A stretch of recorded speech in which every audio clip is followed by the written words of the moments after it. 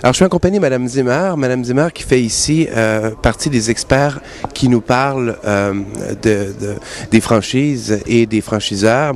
Vous êtes une experte de la France qui pourrait peut-être davantage nous expliquer la façon dont on pourrait, nous, Québécois, échanger davantage avec la France. Étant donné que par la nature de la langue, il n'y a pas d'obstacle, c'est déjà un élément beaucoup plus facile pour l'intégration. Alors, ma première question à vous poser serait comment les franchiseurs du Québec peuvent se préparer à l'intégration des marchés français?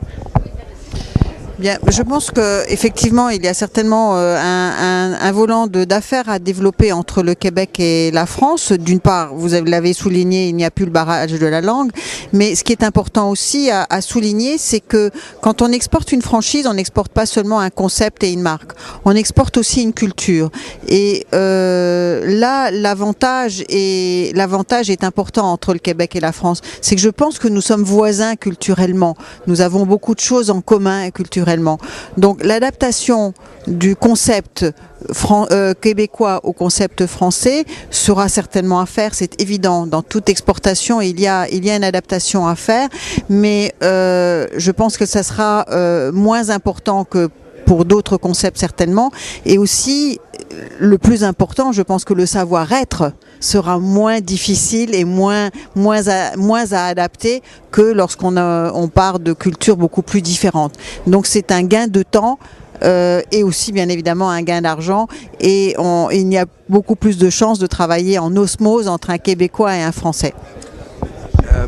Vous avez dit également que, étant donné que cette barrière n'existait plus, il était possible culturellement de faire les échanges pour le Québec. Et il me serait intéressant de savoir pour les franchiseurs que il est plus facile pour un franchiseur québécois, par exemple, d'aller passer par la France et ensuite accéder au reste de l'Europe, étant donné le fonctionnement du système de franchise.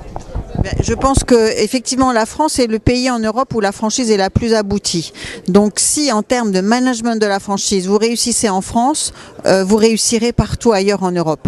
C'est le pays où la relation franchiseur-franchisé est la plus exigeante.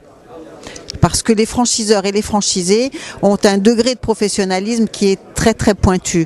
Donc à partir de ce moment-là, vous réussirez partout ailleurs. Ce qui ne veut pas dire qu'il y aura quand même des modifications à faire sur le concept lui-même.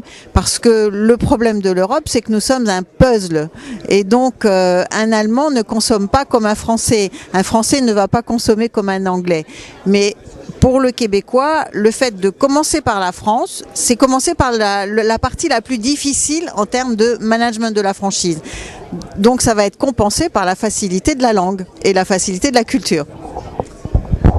En dernière question, quel est l'intérêt des franchiseurs français à venir s'installer au Québec? C'est exactement l'inverse du quel est l'intérêt du Québécois d'aller en France. Je pense que le Québec est une porte d'entrée pour les Français sur le marché nord-américain.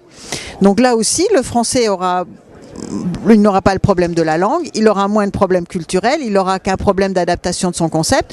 Et je pense que s'il réussit au Québec, eh bien normalement il devrait pouvoir aller dans d'abord les autres provinces canadiennes, voire même traverser la frontière et affronter le gros marché américain. Et je pense que c'est au centre, et en même temps c'est ce qui est réconfortant. Je trouve que nous vivons dans un monde d'industrialisation, d'homogénéisation. Eh bien en franchise c'est faux. En franchise, on peut adapter le concept marketing, mais la franchise est mise en œuvre par des hommes, par des êtres humains. Et je pense que c'est sa force. C'est peut-être aussi sa faiblesse, parce que c'est là souvent que ça pêche, mais sa force, c'est qu'elle est mise en œuvre par des êtres humains. Et donc, adapter, c'est tout simplement respecter la manière de vivre de l'autre. C'est respecter l'autre. Et en ça, je trouve que c'est une très belle valeur en termes de mondialisation. Nous ne sommes pas dans un milieu où on homogénéise l'homme. Bien, respectons ce qui a été dit. Je vous remercie beaucoup, Mme Zimmer. Je vous souhaite de passer une bonne fin de congrès.